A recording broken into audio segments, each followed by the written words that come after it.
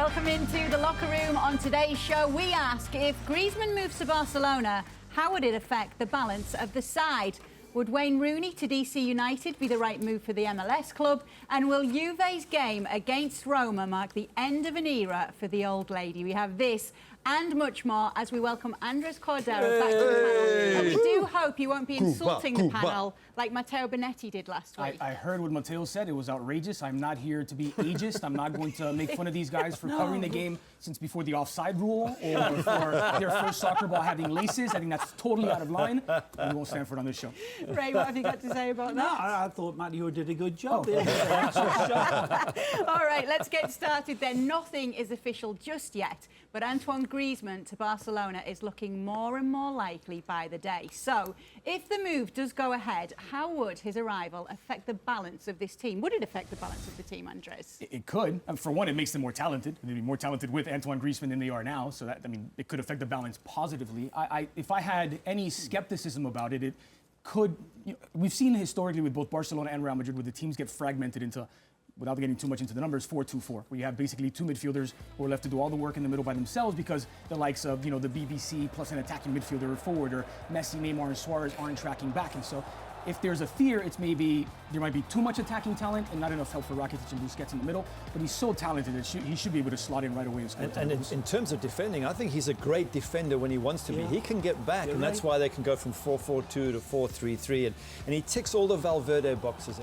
Valverde wants defensively solid players. He wants those that are tactically aware. And this guy's very, very clever and aware of the structures and formations. I think he's learned that under Simeone, and he's technically neat. So he is the perfect Barcelona player for me. No, he's not. What? No. Why not? Why not? Look at his heat map here, all right? This is over the last 2 years with France, where he plays underneath Giroud, underneath Looks like a Camero. Valentine's He comes card. out wide. You The should dark if you want areas that. is where Griezmann, inside the 18-yard box and around. You know what? This is Messi, this is Griezmann. You can't play two players there without a doubt. For Real Sociedad, as a young player, he played as a winger. But Simeone was smart. You know what? I play him underneath Camero, centrally, let him have a free roll there and go from You're there. saying he can't What? move? Come on, Ray. He can play left, he can play right, he can play in the Of course he middle. can play anywhere, but you want to play him in his best position, Gary Bailey. He can play What are you going to do? This You're going to is sit why- Dembele? You're going to rotate? Yes, there you go. Okay, all right. The world-class player that he is, you could fit him in,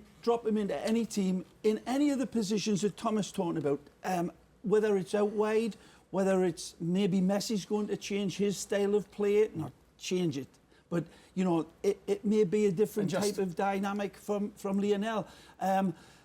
Listen, this kid is absolutely. I was commentating on his debut when he was with Sociedad, and for so many games, and he was a starburst player right from the start. You could see it, and he's just developed and he's got better, and his personality as well, I think, fits in. How good was Dembele the last game that you called for Barca? How good was Dembele? Stupendous. He still and has I'll tell you what, a little a growing good to do. part of that to do with this guy, because the rumours now are going louder and louder. Dembele comes out and says, let me show you my paso doble, and he produced his best performance of all time. But I think it was a statement game by Dembele as well. Has anyone ever said I agree with Thomas on the show? Because I agree with Thomas. I do. I think there's something to that. And something would have to change. Either Messi would have to adjust a bit or Griezmann would have to adjust a bit. But this is why I think Griezmann is more of an insurance policy and a long-term replacement for Suarez.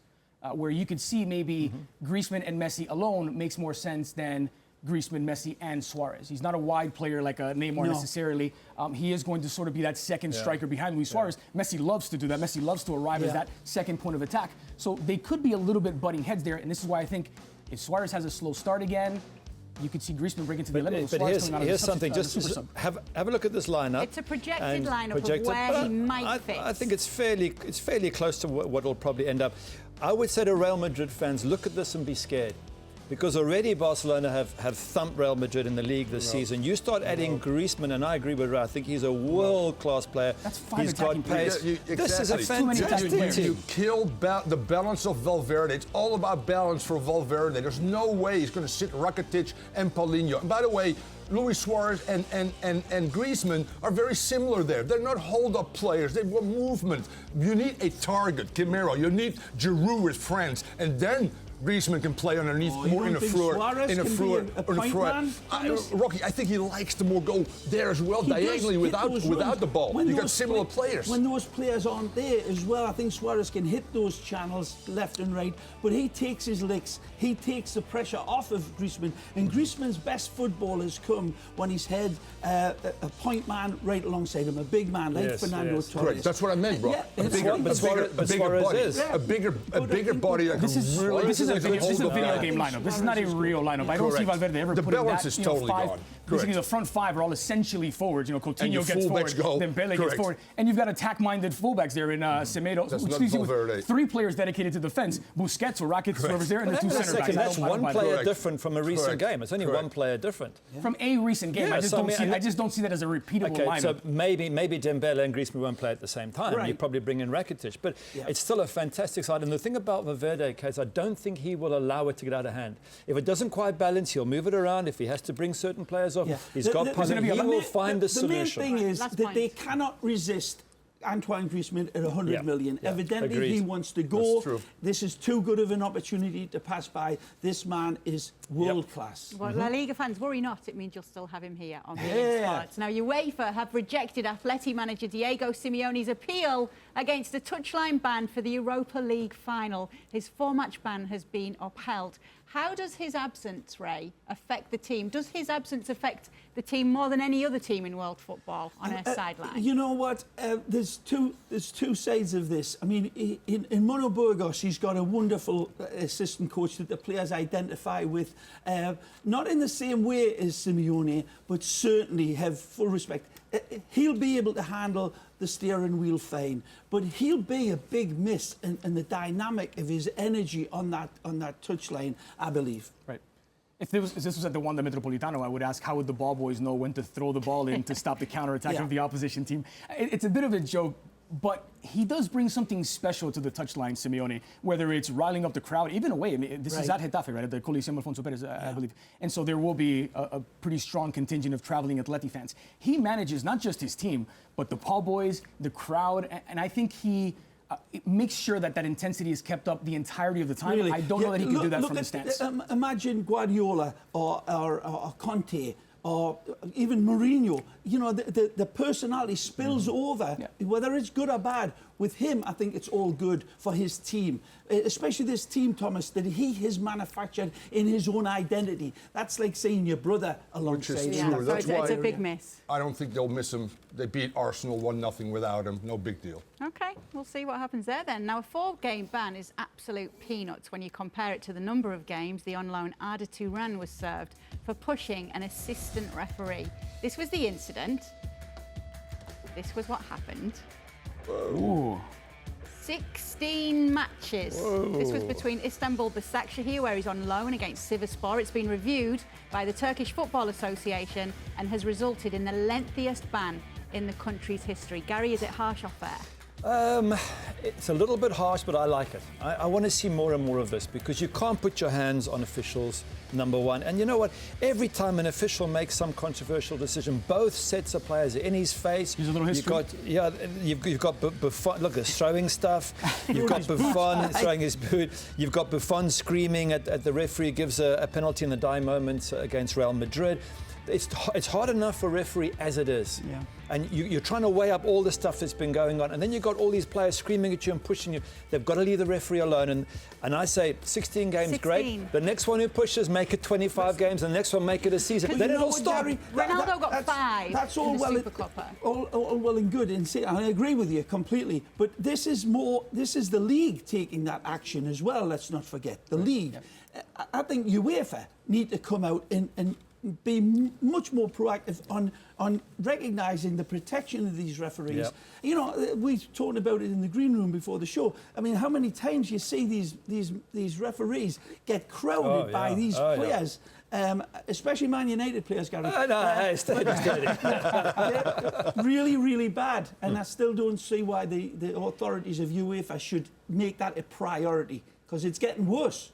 I'm going to start dishing out locker room bans when you guys get out of hand. Can I suggest one? A wooden bow tie. I Can you like give the him a wooden bow yellow? tie. That's at I least like four the games. wooden bow At least tie. 4 games to be. No, that's okay. He's going to get a bonus for that. Oh, you're in a bonus. Now, All on right. Friday, you mentioned him. Gigi Buffon was charged by UEFA for his comments about referee Michael Oliver after that fateful match between Real Madrid and Juventus in the Champions League. But he should be in action at the weekend when Roma face Juventus. And there's a sense, Andres Cordero, that this could be the last big game for this block of players at Juve. It's a massive game, and not just because Juve could clinch now an unprecedented 7th consecutive Scudetto, but because it does feel like the last big parade for this incredible, historic Juventus side. Would you call it end of an era?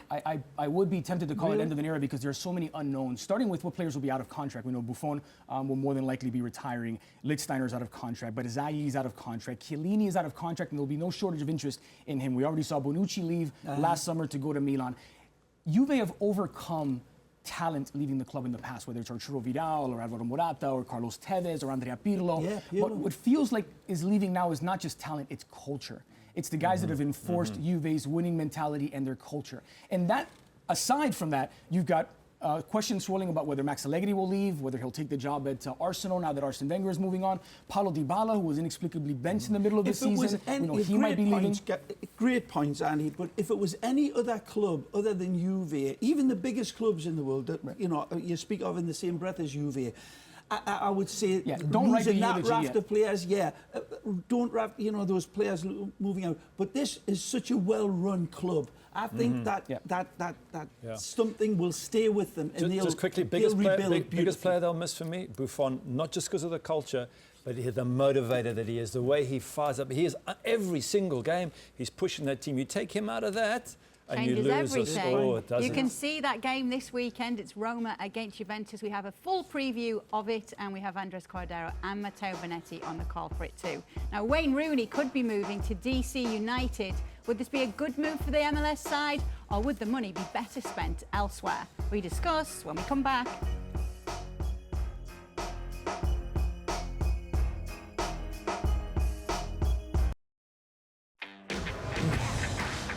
Welcome back to the locker room. Wayne Rooney is said to have agreed a deal in principle to join MLS side DC United. Now, talk of this transfer has hugely divided opinion. Is it a good move for the MLS club, Thomas?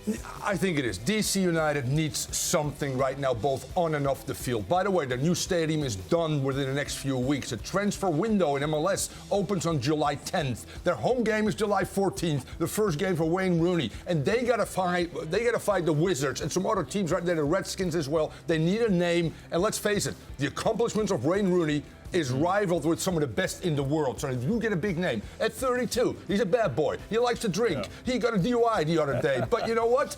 Ben Olsen, the coach, who, by the way, played for me, will love that. And he will score goals. Because you know what? He lives in the penalty area. So here's a big question. David Villa, here's a big question for you. He will not score goals if he doesn't get service, because he can't go and run. Is DC United good enough to put the ball in the box at his feet so he can score the goals? Otherwise, he's not going to score. They got Ariola out wide, the $3 million player, plays for the US national team. Are they bottom? Near bottom, yeah.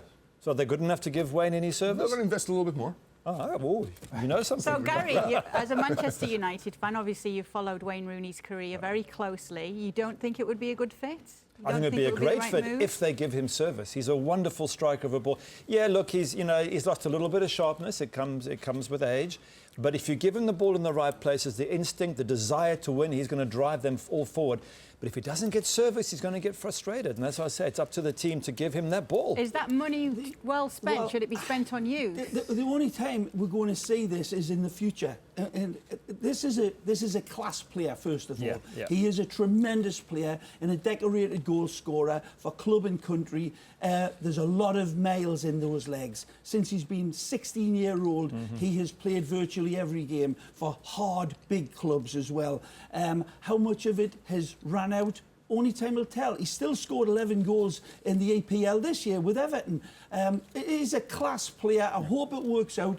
It could be an expensive mistake, not just with the money, though, okay. This is a big move by DC. They're going to Audi Field. They need a draw. He's as big as it gets in terms of the following that the APL has in this country. Wayne Rooney is as big as anybody that's been, probably even bigger than the likes of Lampard and Gerrard. It can be both. It can be Wayne Rooney makes DC United better and raises the profile of Major League Soccer, and it's a bit of a marketing technique when you're opening up a new stadium to get a big recognizable name in, where maybe that money is better spent spread out, covering a few different pieces to make DC United a better team, because they haven't shown a ton of ambition in recent years. This looks like an ambitious move. There's two types of imports into MLS when you're talking about players who have already triumphed elsewhere. There's those who can operate in the chaos and those who can't. And the type that can operate in the chaos, I look at someone like Robbie Keane, who was terrific in terms of not necessarily getting the perfect through ball or the perfect cross, but being able to get there for that bounce of the ball, being in the right spots, dominating the area, using his sort of football intellect to get to those right spots and score goals. I think that's where Wayne Rooney could absolutely thrive in Major League Soccer. Is David Villa another one similar? Thrives as well. You're right, but they need service without a doubt. But the trend is younger international players that are doing the business right now. Look at Atlanta United with players like Altimira, half the price, scoring bundles of goals. Huge risk, but I like it. Okay, I feel like it's a thumbs up. Wait, where's that boy? Come on, Rooney. Now, the Brazilian Football Federation has announced that Dani Alves will miss the World Cup due to a knee ligament injury. How big a miss is he for the Seleção Rey? It is huge for me. You know, he's been integral to all the great performances, an absolutely brilliant player. And here you see the actual twist of the leg as all the weight comes down and the knee just buckles a little bit. And this is sad for me as well. I mean, I'm really going to fancy Brazil to win it this year, but that's taking a big bump. He's won everything. He's won league titles, league cups, domestic continental trophies, Champions Leagues. He won absolutely everything except for the World Cup. And Brazil are good enough to have won this World Cup. Have so they got personally for anybody him, there it's a huge to blow. replace him? Well, they have. They've got Danilo from Manchester not in City. the same class. Well, what about Alexandra, bringing him from left back to right back? What about back? the leadership skills and that fight and drive he brings with him now, Gary? He's got that, but he's also 35 years of age, and I'm just wondering whether it is that bigger blow to Chichi. Whether He's a difference maker. Yeah, 35. Could he be vulnerable to being attacked in the World Cup? PSG didn't lure him over at age 25. They lured him over at 34 because they knew that he had something. Why did Juventus let him go? Juventus let him go because maybe he wasn't quick enough to deal with strikers. There was stuff behind the scenes there with the big boss up at the Champions League. I'm just wondering whether at 35 he was becoming or possibly could be a liability, and now they can bring in someone like Danilo or Alexandra on the right and maybe even be stronger. Who knows? I have a sort of out of left field option that I'd love to see them do, but I'm very skeptical that they would. Marquinhos is a terrific defender, and Marquinhos, before moving to Paris Saint-Germain, was a right back / center back for Roma. Yeah. I'd love to see Thiago Silva and Miranda with Marquinhos on the right and Marcelo on the left. Marquinhos gives them a ton of balance. They can, organically switch the back three whenever they wanted, with Marcelo flying forward or being more of a midfielder. I think it makes them too thin maybe at center back. On one of Thomas's heat maps, that probably with the tactics of it probably looks real good. Sure. In game time situations, there's no replacing this man. Right. It's just the same with Marcelo on the other side. He brings in a dynamic that is totally unique and total Canarino, and he is going to be a big, big loss for Brazil. You know which way he's going to go? Talk about Rodrigo Caio, the 24-year-old from Sao Paulo who's played there in the absence of Dani Alves a few times. This kid is 24, up and down. You know, is he in the same class, Thomas, as Dani Alves? No, he's not. But you rather play somebody out of position, Rock? You just said you rather don't see Marquinhos there. Do you say Sandro there? Sure. I would like the right-footed player in a right-footed position. That's it. What about Danilo? What about Danilo? Natural right fullback, played Real Madrid, just a right. Well, he doesn't start for his club. Okay. Have you seen? Danilo doesn't start for his club. Exactly, correct. He's still a decent player. Yeah.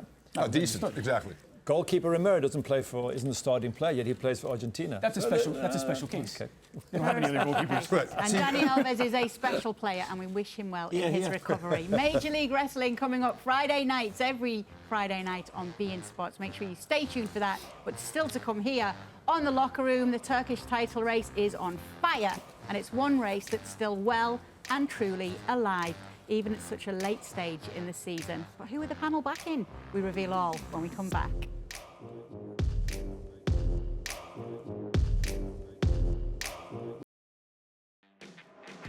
This segment is brought to you by Modelo Especial, brewed with a fighting spirit since 1925. With 2 games left, the Turkish Super League title is still up for grabs for 4 teams. That is what I call a title race. But who is going to be the lucky one? Are you going to push the boat out, Gary Bailey? Galatasaray for me. They're top of the league at the moment. They've got Malatyaspor in 10th spot at home. They win that. They're almost uncatchable. And Bafétimbi Gomez scoring at one end, Muslera, the Uruguayan, in the other. They've got it wrapped up. Everybody wrapped agreeing up. there? Wrapped up. I tell you what, Besiktas, 4 points away from Galatasaray. They're away to a team that's already been relegated. Osmanlıspor. Easy for you to say. Osmanlıspor. You people with your fancy schmancy machines, go back and take a look at that. And then the last game is against Sivasspor, who are in 7th place. So Besiktas, black and white, Fenerbahce. defending champions, but they've got some work to do. The Yellow Canaries, Fenerbahce with Soldado. They scored more goals than anybody else, Rock. They could win it. Yeah. They played 2 games on the road. They're a very good, well-coached team. You got Isla, you got Skrtel right down the axis. This is going to be an unbelievable 2 games. Come on, Dre, what do you think? Galatasaray, Fenerbahce. Come on. Besiktas, it's all very Talk to me. predictable. Way to go, put yourselves out on a limb. All the teams that always win in Turkish football. they're at the top. I'm going with the side that has virtually no history and a barely pronounceable name in Istanbul Başakşehir here. They're Well done, barely pronounceable. Istanbul Başakşehir here. Level on points at the top, and I think maybe they'll make history this year. So let's go with that. Who loves Valbuena, the playmaker from Chile? Rocky? Yes. Yeah, okay, plays for my team. Oh, really? Yeah, Oh, I'm that's what I going mean. with him. We're pretty divided though across this one. Any surprises this weekend in the Premier League with regards to Chelsea and Liverpool? Oh, no. No, the surprise is Chelsea's playing at St James's Park. Ah, yes, There'll I be no forgot. surprises there. Newcastle United spank the Cockneys. All right. I'll tell you, And last Chelsea, game. so Chelsea don't make European Champions League. Goodbye, Conte. Last game for Klopp, man, before they see Real Madrid. If they lose and Chelsea wins and they lose against Real Liverpool. Madrid, Klopp's got 0. Liverpool won't lose at home to Brighton. Really? One win in the last 5, Gary Bailey? You guys are with me at the weekend. We'll be Yep. on the Extra together. We will also be previewing Roma against Juve. That's one call you're on, but you've got a few more, Andres Cordero. Getafe, Atletico Madrid. So we'll see how much the Simeone absence and Getafe have been sort of having a European-esque kind of campaign by being the best defensive side. The trouble with this one is it's one of those scenarios where neither team wants to have the ball. So we'll see how it works out. Should be good. Correct. And Ray Hudson, Let it breathe. Barcelona and Real Madrid. Yes, Real Madrid against Celta tomorrow, and then Barca on the road. Yeah. Okay, so that's plenty to 2 watch games here left. this weekend on beIN Sports. Thank you so much for joining us tonight on The Locker Room. We will be back on Monday to look back on all the action. Same time, same place, 7:30 Eastern. Let's Stick around say- here, though, still plenty to come on beIN Sports. Let's say Dre's team 3 times real quick, Rocky. Shakhtar here. Istanbul, Shakhtar here. Istanbul, Shakhtar here. Istanbul, Shakhtar here. Istanbul, Shakhtar here. This segment was brought to you by Modelo Especial, brewed with a fighting spirit since 1925.